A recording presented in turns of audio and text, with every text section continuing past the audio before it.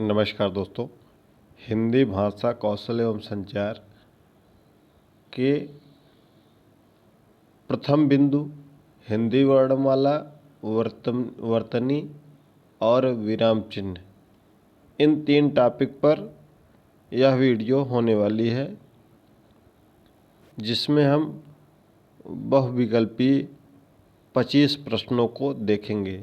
इन प्रश्नों को अगर आप तैयार कर लेंगे तो आप परीक्षा में हिंदी वर्णमाला, वर्तनी और विराम चिन्ह, इन टॉपिक से जितने भी प्रश्न आएंगे सभी प्रश्न आसानी के साथ कर लेंगे। तो चलिए शुरू करते हैं। सबसे पहला प्रश्न है, भाषा की सबसे छोटी इकाई है? शब्द, स्वर, व्यंजन, वर्ण। ये 4 ऑप्शन हैं कि भाषा की सबसे छोटी इकाई क्या है। तो भाषा की सबसे छोटी इकाई है वर्ण। आपको हमने इसको डिटेल में पढ़ाया है। दूसरा प्रश्न है, निम्न में से अल्प प्राण कौन सा है? तो चलिए हम आपको बता दें कि अल्प प्राण क्या होता है। प्राणत्व के आधार पर वर्ण के 2 भेद होते हैं। यहाँ प्राणत्व से तात्पर्य वायु से होता है। जिन व्यंजनों के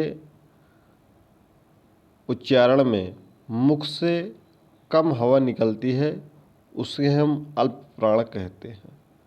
अल्प प्राण में आपके जितने भी व्यंजन हैं, ध्यान से सुनिएगा, जितने भी व्यंजन हैं और हर वर्ग के, जैसा कि आपको हमने वर्णमाला में शुरू में ही बताया था, जिसे हम बोलते हैं का वर्ग।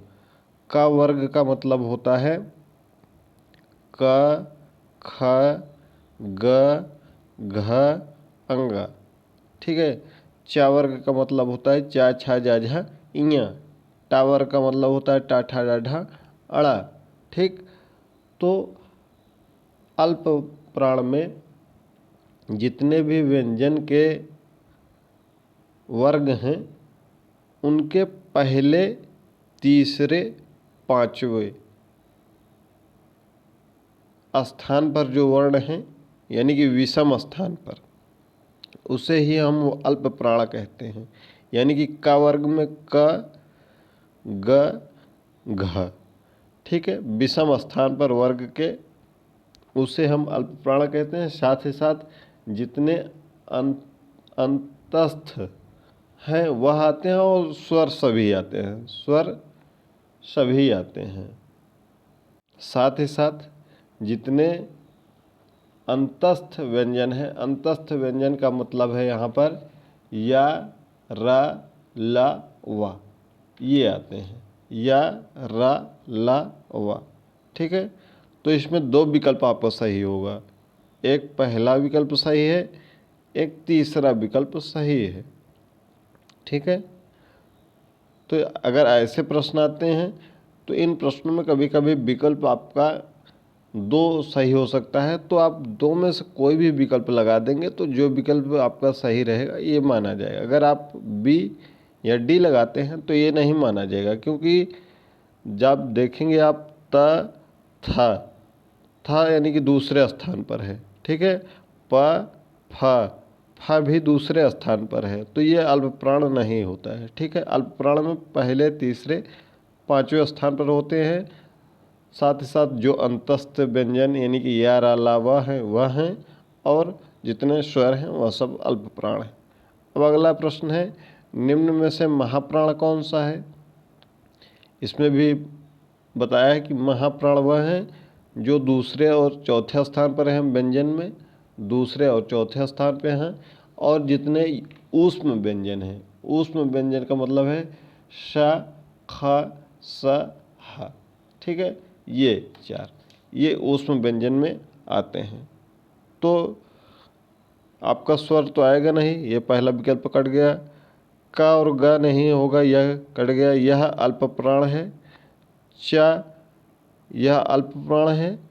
छ तो महाप्राण है, लेकिन एक विकल्प इसमें एक अल्प प्राण है, तो यह भी विकल्प कैंसिल हो गया। ठीक है। ता, था दूसरे पर है। द, ध, चौथे पर है, या महाप्राण हो गया। ठीक है, क्लियर। अल्प प्राण महाप्राण समझ लिए हैं। अगला प्रश्न है, निम्नलिखित में से अघोष वर्ण कौन सा है। अब हम अघोष वर्ण पर आते हैं। आ, जा, घ, का, ये चार विकल्प हैं। अघोष वर्ण उन्हें कहते हैं जो हर वर्ग का पहला और दूसरा अक्षर और सा, ख, सा इतने आते हैं। हर वर्ग का व्यंजन में पहला और दूसरा अक्षर और सा, खा, सा, हा, तो स्वर तो आते नहीं हैं, इसमें कैंसिल हो गया। ठीक है, चा, छा, जा तीसरे स्थान पर है, यह भी कैंसिल हो गया। खा, का, खा, गा, घा, यह भी चौथे स्थान पर, यह भी कैंसिल होगा। का पहले स्थान पर है, तो यह अघोष वर्ण हो गया। ठीक है, अब अगला प्रश्न है, निम्नलिखित में से सघोष वर्ण कौन सा है। छोटा आ, जा, का, चा। प्रत्येक वर्ग का तीसरा, चौथा, पांचवा अक्षर और जितने स्वर हैं सभी वो सब सघोष में आते हैं। इसके अलावा य, र, ला, वा और हा ये सघोष हैं। तो देख लीजिएगा, स्वर ये आपका ऑप्शन छोटा आ ठीक हो गया। चा, छा, जा यह भी तीसरे पर है, यह भी ठीक हो गया। का पहले पर है, यह नहीं है। चा ये भी नहीं, तो ये दोनों सघोष वर्ण हैं। ऐसे प्रश्न आएंगे अगर जहाँ विकल्प दो सही हैं, या तो ऑप्शन में रहेगा कि उपयुक्त में से दो विकल्प सही हैं, ए और बी, तब आप ऐसे ऑप्शन लगाएंगे। अगर दो विकल्प सही रहते हैं कभी कभी, ठीक है, तो यहाँ पर ऐसे दोनों में से आप चाहे जो लगा देंगे वो सही आपका माना जाएगा। ठीक है, अगला प्रश्न है, निम्नलिखित में से स्वर नहीं है। तो आप जानते हैं कि छोटा आ से आहा तक जितने हैं वह सभी स्वर माने जाते हैं। तो छोटा आ, छोटा ऊ, ए ये स्वर हैं। यहाँ पर लिखा है स्वर नहीं है। ठीक है, तो जो स्वर हैं ये स्वर हैं, ये स्वर है, ये स्वर है, तीनों स्वर हैं, यह स्वर अड़ा नहीं है। तो विकल्प आपका क्या सही होगा, स्वर नहीं है पूछा गया है। ध्यान दीजिएगा, बहुत लोग स्वर है जैसे ही ध्यान देंगे तो छोटा आ लगा के ए विकल्प और फिर ओमार पर रंग देंगे, फिर आगे बढ़ जाएंगे, जबकि यहाँ पूछा स्वर नहीं है। ठीक, अगला प्रश्न है, घा का उच्चारण स्थान है। घा का उच्चारण स्थान है मूर्धा, तालु, कंठ, दंत। अकुह विसर्जनीय नाम कंठः। ठीक है, अकुह विसर्जनीय नाम कंठः। कंठ में छोटा आ, बड़ा आ और जितने का वर्ग हैं यानी कि का, खा, ग, घ और अंगा, और इसके अलावा आपका विसर्ग और हा, विसर्ग और हा, हा और आहा, यह सभी कंठ से बोले जाते हैं। तो घा का उच्चारण स्थान क्या हो जाएगा, कंठ। ठीक है, मूर्धा क्या है, मूर्धा में आपका मूर्धन यानी कि री और टा वर्ग, रा और सा ये मूर्धा में आते हैं। तालु में क्या क्या आता है, यानी कि चा वर्ग, चा, छा, जा, झइया, या और सा, छोटी और बड़ी। ठीक है, दंत में क्या आता है, दंत में आपका ता वर्ग आता है, ता, था, दा, धा, अड़ा और ला, सा और लरी।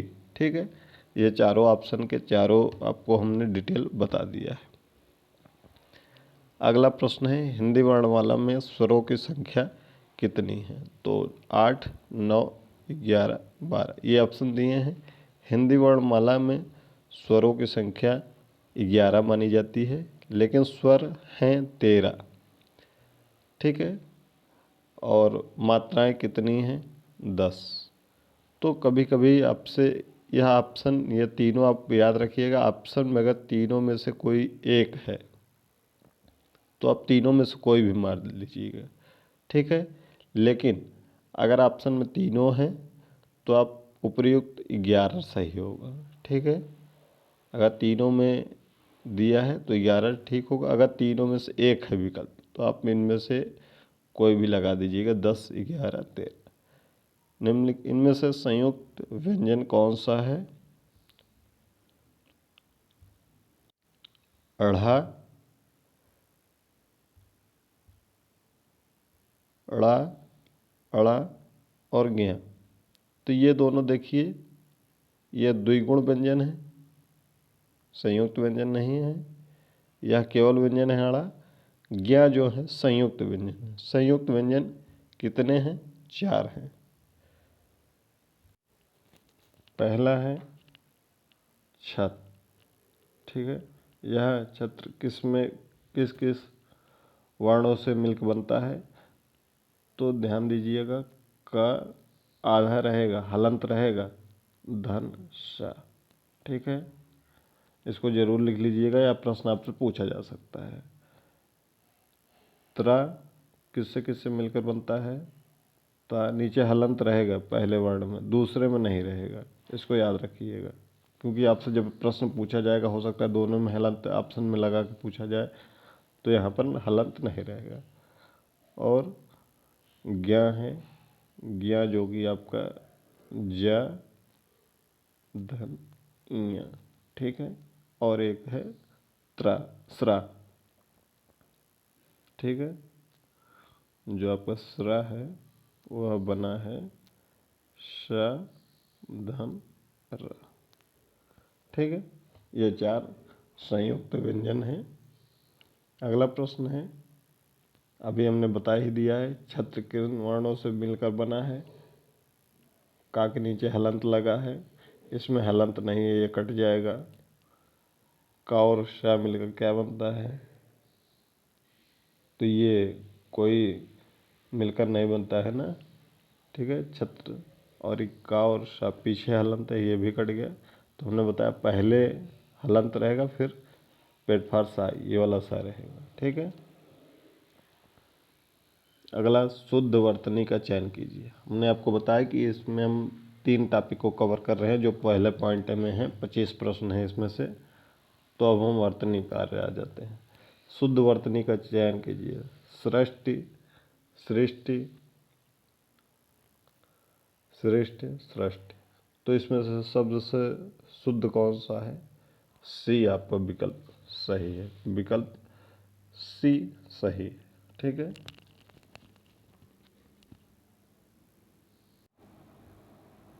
अगला प्रश्न है, निम्न में से कौन सा शुद्ध है? अंत्येष्टि, अंत्येष्टि, अंत्येष्टि, अंत्येष्टि। तो इसमें से देखिए कौन सा शुद्ध है, आप लोग बताइएगा। ध्यान से अगर आप पढ़े होंगे इसको, हमने इसको शुद्ध अशुद्ध में पढ़ाया है। तो इसमें पहला ऑप्शन जो है आपका, वह शुद्ध है, अंत्येष्टि। ठीक है, इसको आप दिमाग में रख लीजिएगा। बाकी जितने भी हैं वह गलत हैं। आप अशुद्ध, जब भी आप शुद्ध और अशुद्ध पढ़ें तो अशुद्ध शब्दों को कभी ध्यान में मत दें। आप केवल शुद्ध शब्द को पढ़ें तो आपका कभी भी गलत नहीं होगा। क्योंकि आप अशुद्ध अगर पढ़ लेंगे तो आप वहाँ पर डाउट में आ जाएंगे। अगला प्रश्न है, शुद्ध शब्द है शुश्रूषा, शुश्रूषा, शुश्रूषा, शुश्रूषा। तो इसमें से कौन सा शब्द सही है आपका? तो यह विकल्प नंबर 4 जो आपका वह सही है। ठीक है, शुश्रूषा यह सही है, बाकी सभी गलत। ठीक है, शुद्ध शब्द है, शुद्ध वर्तनी है, ऐसे आपसे प्रश्न पूछा जाएगा। सही वर्तनी छांटिए। अगला प्रश्न है, ज्योत्सना, ज्योत्सना, उच्चारण, मुँह। तो देखिए, मुँह में चंद्रबिंदी माप रहता है, उच्चारण में आधा चा होता है, तो ये दोनों गलत हो गए। ठीक है, अब हम देखते हैं ज्योत्सना कैसे लिखा जाता है। तो यह ज्योत्सना यह शुद्ध है, बाकी यह क्या है? गलत है। यहाँ पर जो सा है वह भी आधा होगा। ठीक है, अगला प्रश्न है, गलत वर्तनी है। गलत वर्तनी है। तो गलत वर्तनी कहाँ है, क्या है, त्रिदोष, परिणत, श्वासुर, व्यापार। क्या पूछा है, गलत वर्तनी है, ठीक है, यानी अशुद्ध शब्द है, ठीक है, अशुद्ध वर्तनी है। आपसे ऐसे भी पूछा जा सकता है, अशुद्ध वर्तनी। अशुद्ध यानी कि गलत कौन सा है, यानी कि 3 आपका क्या होगा, शुद्ध होगा और एक क्या होगा, अशुद्ध होगा। तो इसमें त्रिदोष सही है, परिणत यह भी सही है, श्वशुर यह भी सही है, ठीक है, और व्यापार होता है, आधा व होता है, ब नहीं होता है, ठीक है। तो ये ऑप्शन क्या है, यही आपका सही है। बाकी ये तीनों ऑप्शन ऑप्शन गलत हैं, शब्द सही हैं, लेकिन आपसे जो पूछा गया है गलत वर्तनी, यही व्यापार। ठीक, क्लियर। यहाँ पर आप डाउट में थोड़ा सा भी हुए प्रश्न में, तो आप तुरंत ऑप्शन गलत चूज कर लेंगे, तो सही हल करिएगा। फिर अगला भी प्रश्न यही पूछा है, अशुद्ध शब्द है, कन्नड़, वेश्या, कवित्री, अंत्याक्षरी, ठीक है।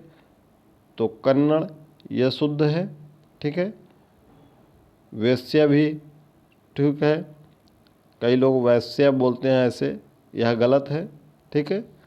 वेश्या भी सही है, क्योंकि इसमें अशुद्ध पूछा है तो हमने शुद्ध नहीं देखना है, ये तो शुद्ध है, ये भी शुद्ध है, अंत्याक्षरी भी शुद्ध है। देखिए हम कवित्री कैसे लिखते हैं, कवित्री, कवि का स्त्रीलिंग है, ठीक है, ऐसे लिखा जाता है, ये शुद्ध है। तो देखिए ये फिर अशुद्ध यहाँ पर लिखा हुआ है ना, तो ये आपका विकल्प नंबर सी सही है प्रश्न के अकॉर्डिंग। ओके, अगला प्रश्न अशुद्ध वर्तनी वाला शब्द है, फिर से अशुद्ध पूछा गया है, बहुत शुद्ध है, बल्कि सही है, उपयोग सही है, प्रणाली लिखा है, प्रणाली बड़ी की मात्रा, ठीक है। फिर से अगले प्रश्न पर चलते हैं, निम्नलिखित में से कौन सा अल्प विराम चिन्ह है। हमने आपको विराम चिन्ह के बारे में पढ़ाया है, तो वहाँ पर आपने पढ़ा होगा, यह जो डॉट है यह क्या है, यह पूर्ण विराम है, ठीक है, अंग्रेजी में आता है। यह जो है यह अर्ध विराम है, यह अल्प विराम है और यह पूर्ण विराम है, यानी विकल्प नंबर सी सही है। आपसे पूछा है अल्प विराम कौन सा है, यह अल्प विराम है, ये अर्ध विराम है। अर्ध विराम में एक बिंदी लगा कर ऐसे और अल्प विराम में ऐसे, ठीक है। अगला अर्ध विराम पूछा है आपसे, हमने अभी बता ही दिया अर्ध विराम कौन सा होता है, तो विकल्प नंबर बी आपका सही होगा, अर्ध विराम, ठीक है। अरे उसने तो कमाल कर दिया, इसमें कौन सा चिन्ह लगा हुआ है, प्रश्नवाचक लगा है कि निषेधात्मक लगा है कि आज्ञावाचक है कि विस्मयवाचक है या विस्मयादि बोधक है या संबोधन। इसको 3 नामों से जाते हैं, विस्मयवाचक, विस्मयादि बोधक या संबोधन। तो विकल्प नंबर डी सही है ये, ठीक है, पूर्ण विराम लगा के नीचे बिंदी, तो इसको क्या कहते हैं हम, संबोधन, विस्मयादि बोधक।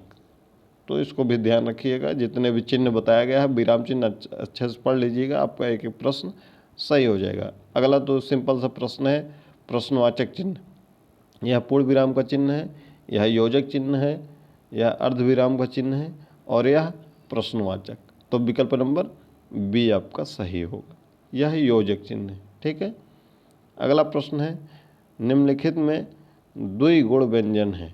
तो द्विगुण के व्यंजन के बारे में अभी ऊपर एक प्रश्न आया था, एक होता है ड और एक होता है ढ, ठीक है। अगर नीचे बिंदी लगा देते हैं तो इसको कहते हैं ड़ा और इसको कहते हैं ढ़ा, ड़ा और ढ़ा, ठीक है। तो ये दोनों द्विगुण व्यंजन हैं, यानी कि ए और बी दोनों सही हैं, विकल्प नंबर सी के साथ जाएंगे। तो यह थे 25 प्रश्न आपके। पहला जो पॉइंट है आपका हिंदी भाषा कौशल एवं संचार, इसका बहुविकल्पी प्रश्न आपको 25 प्रश्न करा दिए गए हैं। अगर आप पढ़े होंगे तो आपका कितना सही है एक बार कमेंट करके बताइएगा कि आप कितना प्रश्न अपने से कर ले रहे हैं इसमें से। हिंदी वर्णमाला, वर्तनी और विराम चिन्ह। वीडियो को लाइक कर दीजिएगा, अगर वीडियो पसंद आई हो तो वीडियो को अपने साथियों तक शेयर भी कर दीजिएगा। मिलते हैं अगली वीडियो में जल्दी ही।